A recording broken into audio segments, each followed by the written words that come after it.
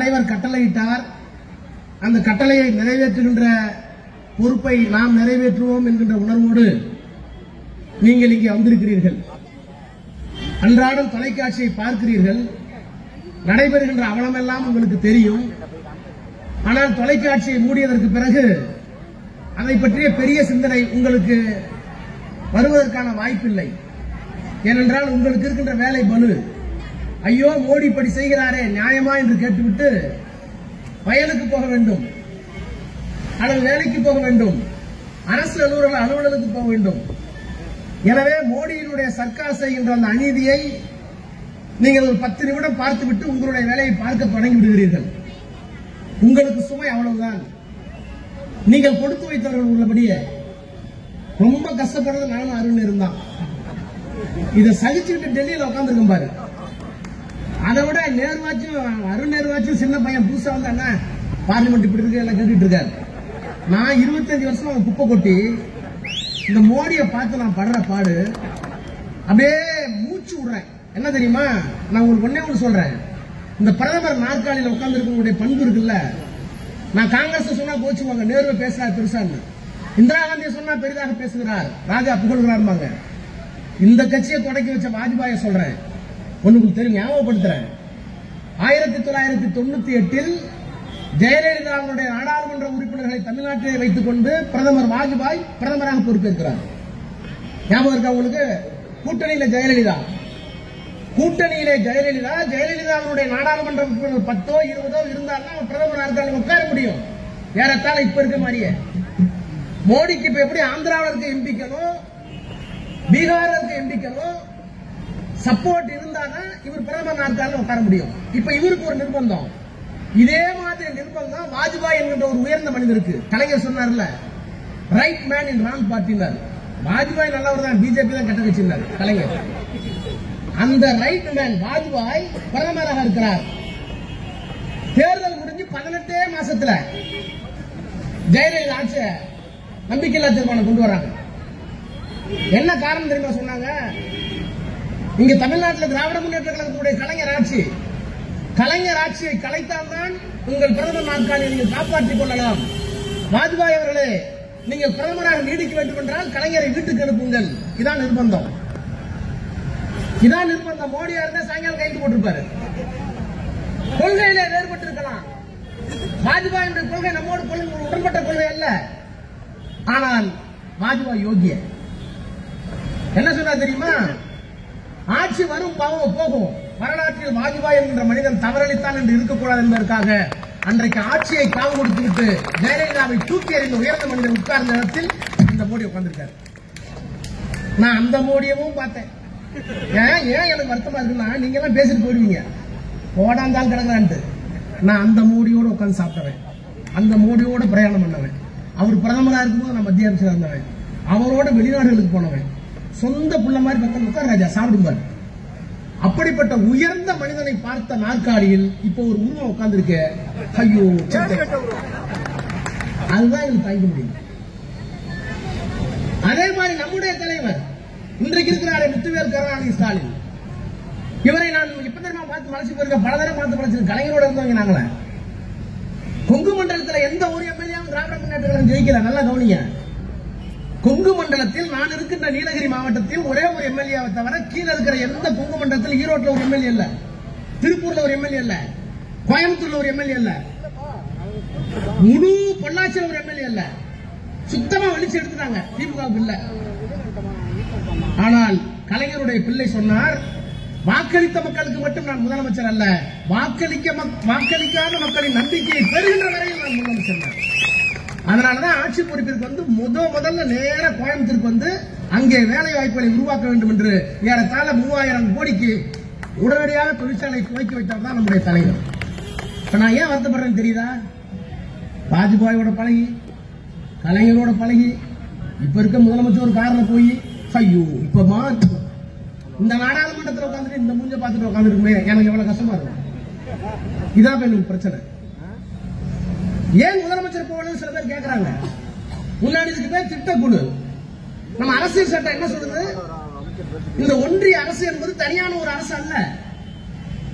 தமிழ்நாட்டில் ஒரு முதலமைச்சர், அங்க ஒரு சட்டமன்றம், தேர்ந்தெடுக்கப்பட்ட சட்டமன்ற உறுப்பினர் 3 லட்சம் பேர் பெரம்பூர்ல இருக்கோம்னா 3 லட்சம் பேருக்கு பிரதிநிதி யார்? பிரபாகரன்.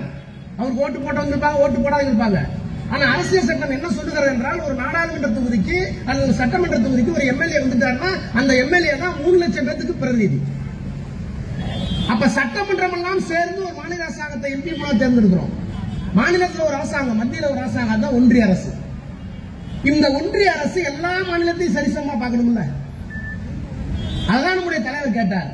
திட்டக்குழு என்று சொன்னால் எல்லா முதலமைச்சரும் உட்கார்ந்து அந்தந்த மாநிலத்திற்கு என்ன தேவை, அந்த மாநிலத்தில் என்ன பிரச்சனை, ஒருவேளை ஒரு மாநிலத்தில் வெள்ளம் அதிகமாக இருக்குமானால், சேதம் அதிகமாக இருக்குமானால் அது மனம் வந்து எல்லா முதலமைச்சரும் சொல்லுவாங்க, ஆமா கொடுங்க. ஆனா இன்னைக்கு என்ன நிலைமை? 3 புயல் தாக்கிச்சு தமிழ்நாட்டை. வெள்ள மதிப்பீடு எவ்வளவு? அரசாங்க மதிப்பீடு 37,000 கோடி கேட்டோம். கேட்ட தொகை 37,000. தமிழ்நாட்டுக்கு தாய்மார்கள் தெரிஞ்சுங்க. தூத்துக்குடியில வெள்ளம், டெல்டா மாவட்டத்தில் வெள்ளம். சுத்தி சுத்தி வந்து பார்த்தார் முதலமைச்சர். வாழைமரம் இல்ல, தென்னை மரம் இல்ல, கட்டின பால் இல்ல, பல பேருக்கு வீடு இல்ல, விளைச்சல் இருந்த நெல் முழுகி போச்சு, வாழை முழுகி போச்சு, வாழ்வாதாரம் இல்ல, சொசைட்டில வாங்கின பணத்தை கட்ட முடியல, அண்டா குண்டா எல்லாத்தையும் தூக்கி போயிட்டான். இதையெல்லாம் சொல்லி எங்களுக்கு வேணும் 37,000 கோடி வேணும்னு சொன்னோம். எவ்வளவு கொடுத்தாரு தெரியுமா மோடி? வெறும் 276 கோடி. வெறும் 276 கோடி சகிச்சுக்கிட்டோம். அதற்கு பிறகு நாடாளுமன்ற தேர்தல். நாடாளுமன்ற தேர்தல் வந்து என்ன சொன்னாரு? எனக்கு தமிழ்னா ரொம்ப பிடிக்கும், தமிழ்நாடுனா ரொம்ப பிடிக்கும், திருக்குறள்னா ரொம்ப பிடிக்கும். இதுதான் திருக்குறள் எழுதி கொடுத்துருக்கா ஹிந்தியில, தப்பா தப்பா வாசிக்க வேண்டியது. கற்ப கசடோடு கற்பவை அவ்வளவுதான் வரும். அந்த திருக்குறள் என்ன தெரியுமா சொல்லுது? சமன் செய்து சீர்திருக்கும் கோல் போல் அமைந்தொருவால் போடாமை சான்றோருக்கு அணி. சான்றோருக்கு எது அணினா, நல்லவனும் இருப்பான், கெட்டவனும் இருப்பான், ஏழை இருப்பான், பணக்காரன் இருப்பான், கால் இல்லாத ஒருத்தனும் இருப்பான், மாற்றுத்திறனாளி கால் உள்ளவனும் இருப்பான். அவன் 10 கிலோமீட்டர் ஓடுவான், அவனால ஓட முடியாது. அப்ப இவனுக்கு என்ன கொடுக்கணும்? சக்கரை வண்டி கொடுக்கணும். ஒரு ஏழைக்கு என்ன கொடுக்கணும்? ஒரு சவளப்பிள்ளைக்கு என்ன கொடுக்கணும்? தராசு மாதிரி இருக்கணும்டா. அதான்டா சான்றோர் கலந்து. அப்படி நான் சொல்ல, நீ சொல்ற திருவள்ளுவர் சொன்னார். இங்க வந்து திருக்குறள் சொல்லிட்டு திருவள்ளுவர் சொன்ன குறளை மறந்துட்டு தமிழ்நாட்டுக்கு ஒண்ணுமே இல்லாம பீகாருக்கு 11,000 கோடி, 276 கோடி ரூபாய் எங்களுக்கு கொடுத்த மோடி அவர்களே, நிர்மலா சீதாராமன் அவர்களே, தமிழ்நாட்டில் தானே படிச்சீங்க, இங்கதான் படிச்சீங்க, இங்கதான் பண்ணீங்க, எல்லாம் பண்ணீங்க. கடைசியில் தமிழ்நாட்டுக்கு என்ன? வெறும் 276 கோடி. அமராவதி, ஹைதராபாத் நகரத்துக்கு பக்கத்தில் இருக்கிற அமராவதி, ஆந்திர பிரதேசம், சந்திரபாபு நாயுடு ஆட்சி ஒத்துழைப்பு கொடுத்திருக்கிறார் அந்த கூட்டணி. அதற்கு 15,000 கோடி. தமிழ்நாட்டை பத்தி ஒரு வரி கூட இல்ல. ஒரு காலத்தில் பிளானிங் கமிஷன் வந்துச்சு, திட்டக்குழு. அந்த திட்டக்குழுவை கலைச்சிட்டு தான் நிதி ஆதரவு வந்திருக்காங்க. இதுல முதலமைச்சர்கள் எல்லாம் போய் பங்கேற்று எங்கள் மாநிலத்திற்கு என்ன தேவை, நீங்கள் என்ன தர வேண்டும் என்று கூடி பேசி முடிவெடுத்து மத்திய அரசாங்கத்திற்கு முறையாக பரிந்துரை செய்து எல்லா மாநிலங்களுக்கும் சமச்சீராக என்ன தேவையோ அவர்களுக்கு ஏற்ப பணம் போய் சேர்றதுக்கு தான் அந்த திட்டக்குழு. அதான் வந்து நித்தி ஆயோக்கு மாத்திட்டாங்க. ஒரு பேர் கூட வழங்க மாட்டேங்குது. இந்திரா காந்தி இருக்கும்போது ஒருங்கிணைந்த ஊரக வளர்ச்சி திட்டம், இந்திரா நினைவு குடியிருப்பு திட்டம் இப்படிதான் இருக்கும். என்ன ஒரு வார்த்தையோட புரியும். எப்படி இந்த சேர்மன் வந்திருக்காங்களே, என்னமா சர்வ சிக்ஷா அபியான்ங்கிறாங்க, ஒன்னும் விளங்கவே மாட்டேங்குது. ஒரு பேர் கூட. அதோட எங்க வக்கீலாம் வந்திருக்கீங்க, Indian penal code, CrPC, CPC எல்லாத்தையும் மாத்திட்டாங்க. எல்லாம் சமஸ்கிருத இந்து மயம்.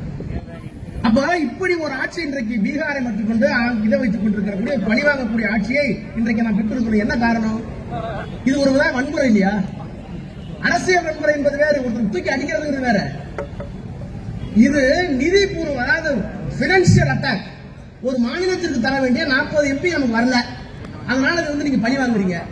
நான் என்ன கேட்கிறேன், திரும்ப இந்த 40 எம்பிக்கு உங்களுக்கு வரவில்லை என்பதற்காக நீங்கள் பழி வாங்குகிறீர்களே, இதே கோபம் திரும்பி இந்த 40 எம்பிக்களும் சேர்ந்து நாடாளுமன்றத்தில் இந்த ஓராண்டு காலத்திலோ 2 ஆண்டு காலத்திலோ இந்த பார்ட்டி உடையாதா? கட்சிகள் அணி மாறாதா? இந்த சந்திரபாபு நாயுடும் இந்த பீகார்ல இருக்க நிதிஷ்குமாரும் அவர்களுக்கு தேவை வரும்போது விலக மாட்டார்களா? அப்போது எந்த முகத்தை வைத்துக் கொண்டு நீங்கள் வருவீர்கள் சென்னைக்கு?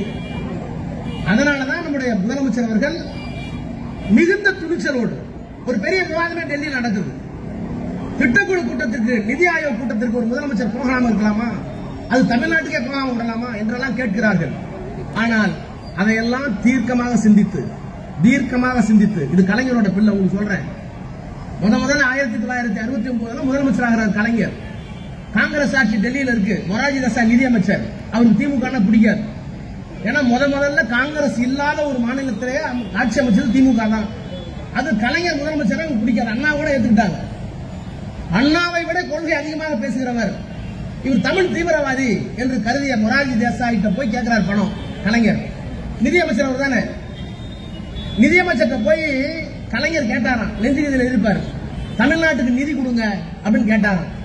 அதுக்கு மொரார்ஜி தேசாய் சொன்னாராம், நான் என்ன பணம் காய்க்கிற மரம், இங்க வந்து பணம் கேட்கிறீங்க. யாரு? அவ்வளவு எரிச்சல். ஒரு மாநிலத்தினுடைய முதலமைச்சரை அன்றைக்கு நிதியமைச்சராக மொரார்ஜி தேசாய் நான் இங்க பணம் காய்க்கிற மரமான்னு கேட்டாராம். நம்ம நாட்டில் என்ன சொல்லிருப்போம், என்னடா அப்படி மிரட்டுறாரு. கலைஞர் சிரிச்சுட்டே சொன்னாராம், பணம் காய்க்கிற மரம் தான் நான் ஏன் ஒண்ணுட்ட வரேன், என் வீட்டிலே படிச்சிருப்பேன். அவருடைய பிள்ளை, அவருக்கு இருந்த மன வலிமை இருக்கும்ல, எதிர்த்து கேட்கிற வல்லாண்மை இருக்கும்ல, அந்த வலிமையோடு இன்றைக்கு என்னுடைய முதலமைச்சர் செய்திருக்கிறார். நான் இந்த திட்டக்குழுவிற்கு வரமாட்டேன், இந்தியாவை தமிழ்நாட்டில் இருக்கிறது என்பதை உறுதி செய்வானால் எங்களுக்கு நியாயம் வழங்குங்கள், பழி வாங்காதீர்கள். இந்திய வரைபடத்தில் தமிழ்நாடு இருக்க வேண்டும் என்று நீங்கள் ஒருமைப்பாட்டை விரும்பினால், தமிழ் மக்களை நேசித்தால், திருக்குறளை நிர்மலா சீதாராமன் நேசிப்பது உண்மையானால் தமிழ்நாட்டுக்கு வர வேண்டிய பங்கு தொகையை உடனடியாக தாருங்கள் என்று சொல்லக்கூடிய மன வலிமையை பெற்றிருக்கிற ஒரு முதலமைச்சர் இந்தியாவிலே உண்டு என்று சொன்னால் அது மாண்புமிகு முத்துவேல் கருணாநிதி ஸ்டாலின் என்ற இந்த மகத்தான மனிதர். எல்லாம் நன்மைதான். 40க்கு 40 ஜெயிச்சோம்ல, நீ மகனை இப்படியே இருங்கலாம். டெல்லியில இதே மாதிரி இருங்க. நானும் அருண் நேரம் காசு 11 மணிக்கு போய் கையெழுத்து போட்டு ஒரு திட்டு வெளியே வந்துடுறோம். திரும்ப 2026 234 எங்கள்கிட்ட வருதா? அவர் நமக்கு நல்லதான் செஞ்சிட்டு இருக்காரு. எங்களை வஞ்சிக்க 40க்கு 39 40 ஆச்சு இல்ல. தமிழ்நாட்டை வஞ்சிக்க எழுதி வைத்துக் கொள்ளுங்கள். 234 தொகுதிகளையும் திராவிட முன்னேற்ற கழகம் கூட்டணி கட்சியில் வெற்றி பெற்று மீண்டும் மத்திய அரசை மாற்றக்கூடிய வல்லமையை பெறக்கூடிய ஒரு மகத்தான மனிதராக நம்முடைய முதலமைச்சர் திகழ்வார். அதற்காக உறுதியேற்றுக் கொண்டு மீண்டும் ஒரு 10 நிமிடங்கள் கோஷம் எழுப்பி மத்திய அரசாங்கத்தை கண்டித்து அனைவரும் கலைந்து செல்வோம். இந்த கொளுத்துகின்ற வெயிலிலேயும் இவ்வளவு நேரம் வந்திருந்து நம்முடைய குரலை டெல்லிக்கு விழிக்க செய்ய வேண்டும் என்று அந்த கடமை உணவோடு வந்திருக்கிற உங்கள் ஒவ்வொருவரின் பொறுப்பாளங்களையும் தொட்டு ஒரு முறை நான் வணங்கி என்னுடைய நன்றியை உங்களுக்கு தெரிவித்து இந்த அளவிலே விடைபெறுகிறேன். நன்றி, வணக்கம்.